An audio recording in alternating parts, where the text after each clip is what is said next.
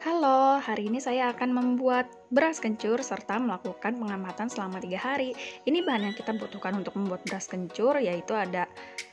Nah, ini dia cara membuatnya yaitu tepung beras yang sudah disangrai kita masukkan ke dalam blender untuk dihaluskan bersama 50 gram kencur yang sudah dibersihkan. Di sini kita tambahkan 1 gelas air matang ya, teman-teman. Nah, selanjutnya ini kita panaskan 500 ml air, kemudian ditambahkan dengan 100 gram gula merah.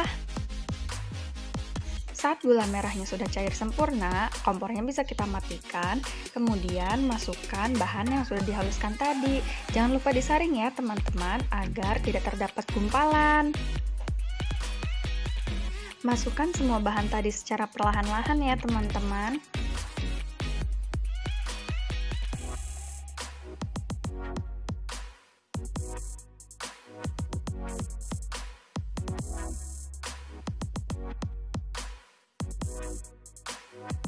Nah, selanjutnya ini kita aduk secara perlahan ya teman-teman, agar tidak terdapat gumpalan.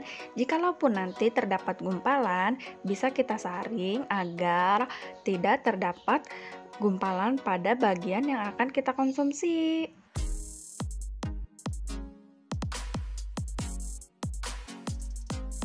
Nah, jika sudah seperti ini, bisa kita tunggu beras kencurnya hingga dingin 100%, baru kemudian kita simpan ke dalam wadah ya teman-teman. Nah, ini dia jamu beras kencur yang sudah disimpan ke dalam wadah. Nanti ini akan kita amati selama 3 hari per 24 jam ya teman-teman. Nah, ini dibagi dua, yang satu untuk disimpan di kulkas, lalu yang satunya lagi yang disimpan di dalam suhu ruang. Nah, ini dia jamu beras kencur yang sudah disimpan selama 24 jam. Ini yang di kulkas, kemudian ini yang di suhu ruang. Nah, yang di suhu ruang ini kelihatan bergas ya teman-teman. Tuh, dari botolnya aja yang disimpan di kulkas itu rada kendor. Kemudian yang di suhu ruang itu kencang, dan kemudian saat dibuka sedikit ada gas yang naik.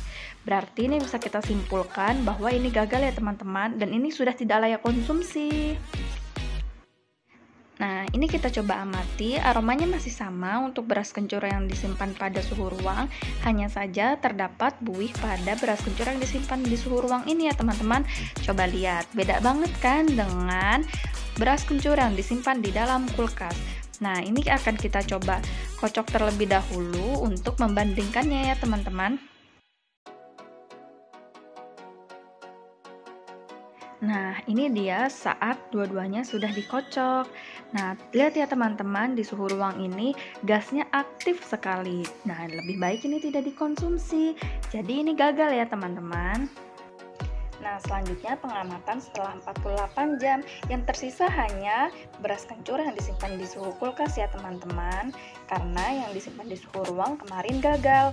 Kemudian ini kita coba amati dulu aromanya. Dan ternyata aromanya masih sama seperti kemarin dan tidak berubah. Kemudian ini kita coba kocok dan kita coba amati tekstur serta rasanya.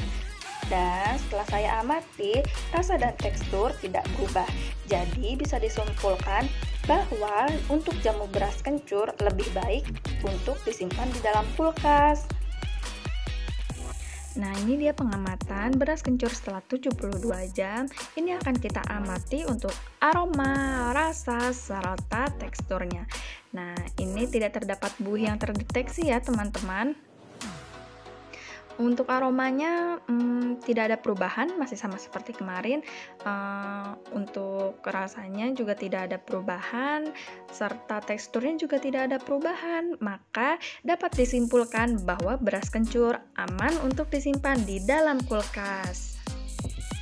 Maka penelitianku kali ini berhasil. Yeay, terima kasih.